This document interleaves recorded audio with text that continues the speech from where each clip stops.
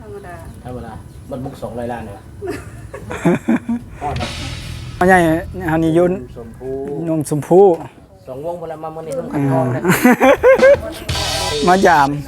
ามบ้านนาไซสว่างขอบใจเด้ออ้ายเด้อมีโอกาสก็มายามน้องนุ่งใหม่อีกเด้อ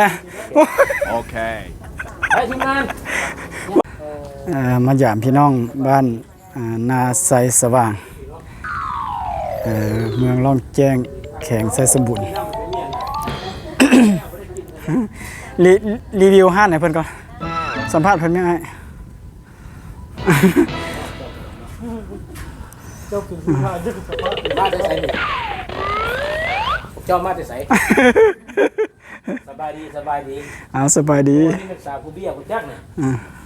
อันนี้เจ้าของห้างโอ้โหเบี้ย ทางอ้ายใหญ่เฮาหัวหน้าเพิ่นพามาสัมภาษณ์เจ้าของห้าน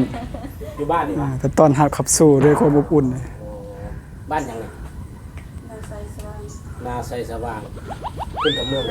เมืองลงแก้ม กับเมืองลองแก้มแก่ใช้สมบูรณ์เนาะผู้สาวซื้อ ผู้สาวแล้ว ไม่ผู้สาวละมีผัวแล้วมีผัวกับบุเป็น เงินถามให้ฮู้เด้เนาะ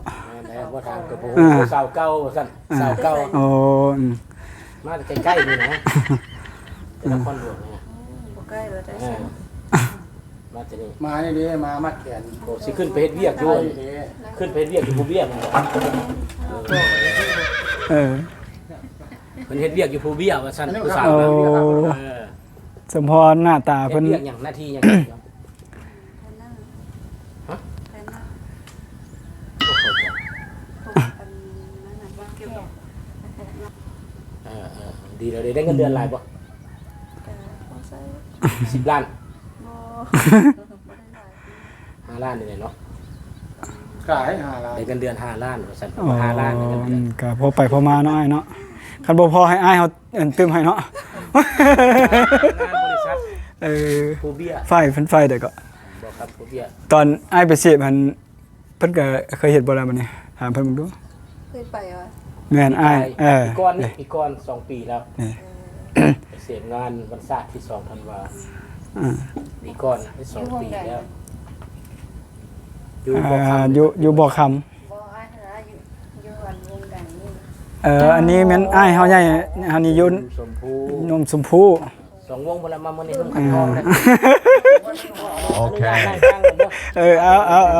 ตามสบายเลยเด้ออ้ายเด้อบ่ต้องเกรงใจเด้อบ่ต้องเกรงใจ แต่ว่าจังน้อยสิพานไปเฮือนผู้สาวอยู่ทางพุ่น โอ้สาวอยู่ ไปใส่ไปได้นะบ่แต่อ้ายเฮาพาไปเด้อ สำหรับสาวเข้าเพิ่นว่า หัวนะ แม่นก็บ่เป็นหยังเพิ่นก็ยิ้มแย้มแจ่มใสต้อนรับอบอุ่นอยู่เพิ่นมีผัวกะยาเนาะเฮาถามกันซื่อ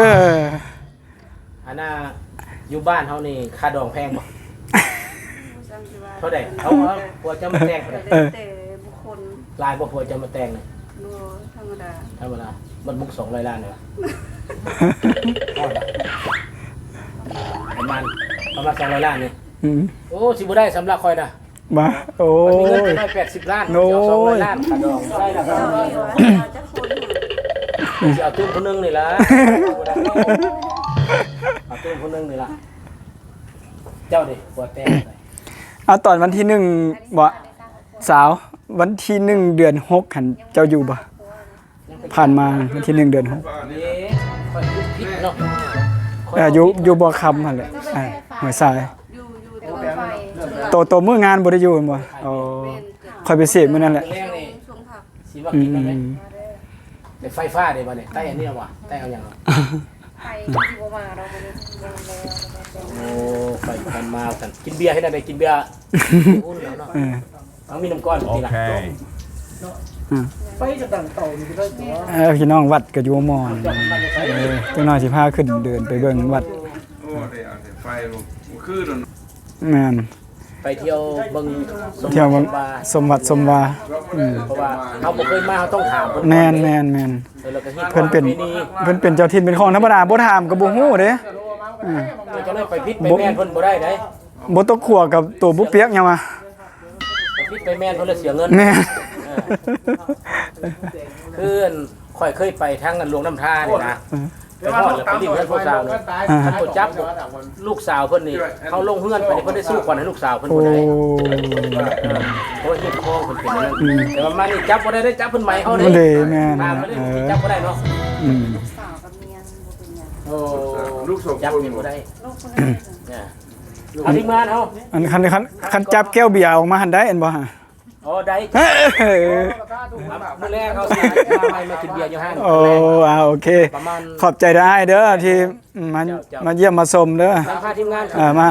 มายามบ้านนาไซสว่างขอบใจได้เด้อมีโอกาสก็มายามน้องนุ่งใหม่อีกเด้อ ไปทีมงาน ว้าวป่านสิมาเป็นเขยอยู่นี่เนาะ เด้อขอบใจเด้อสิพาทีมงานขึ้นทางกันบางวันเดี๋ยวว่ากัน ตัวมานึงว่ะ วันนี้เว้านัวหัวม่วนเด้อเนาะ